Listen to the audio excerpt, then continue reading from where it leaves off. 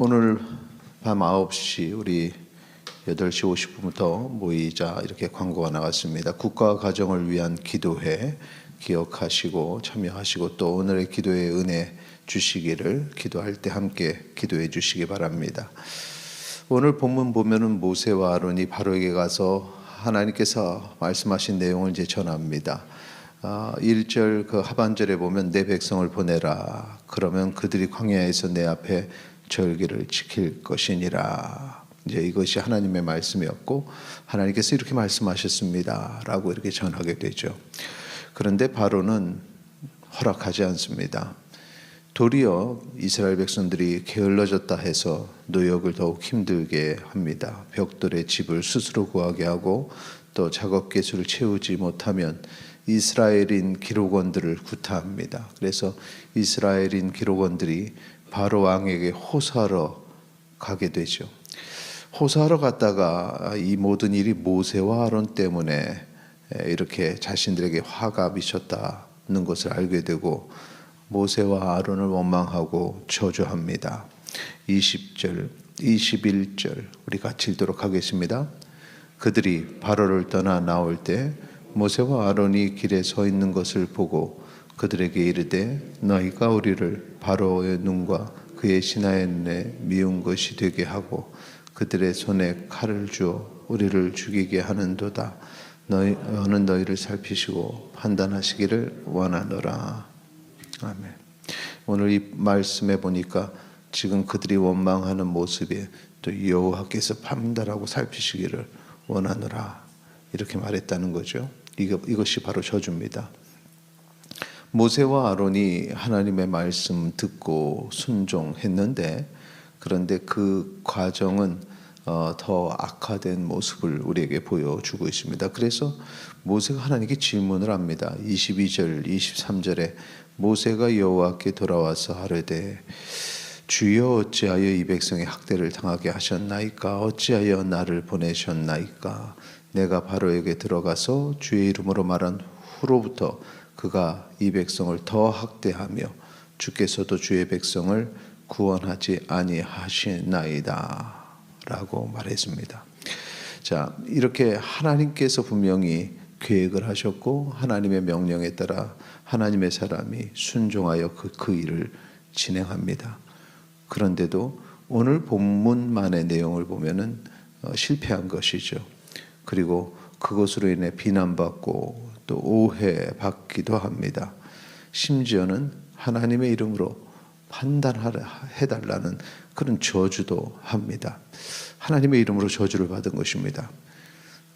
당연히 이 일을 감당하는 사람의 입장에서는 억울하고 분한 마음을 가지게 됩니다. 그리고 하나님을 원망하게 되죠. 왜 이런 일을 시키셔서 어려움을 당하게 하시는지 불평하게 됩니다.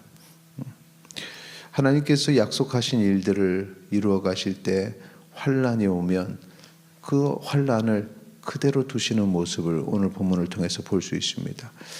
모든 것이 다 형통한, 모든 것이 다 이루어지는 그런 것은 아니라는 것이죠. 그런데 그 모든 환난들을 왜 하나님께서 그대로 두실까? 하나님께서 모세에게도 이런 말씀하셨고 또 이어지는 여호수아에게도 하신 말씀 중에 하나가 여호수아 1장 9절에 보면 내가 내게 명령한 것이 아니냐 강하고 담대하라 두려워하지 말고 놀라지 말라 라는 말씀을 하셨습니다. 그러니까 분명한 것은 지금 상황이 이렇더라도 하나님께서 나에게 명령하셨다는 사실은 변하지 않는다는 것입니다. 그리고 그 모든 환난 속에서 강하고 담대하고 두려워하지 말고 놀라지 말 것을 함께 요구하고 계신다는 것입니다.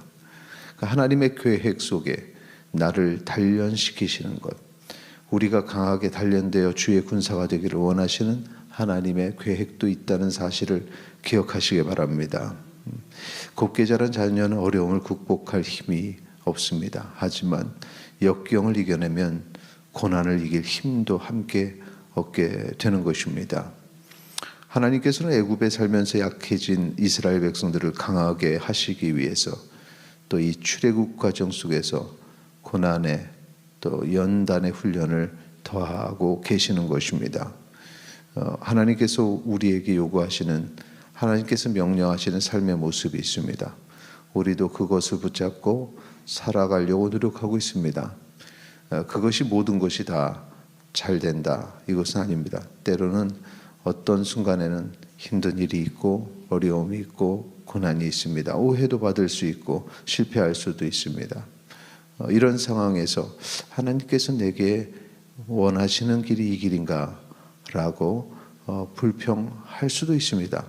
그러나 그때마다 하나님께서 내게 요구하시는 것, 강하고 담대하라, 이 말씀을 기억하시기 바랍니다.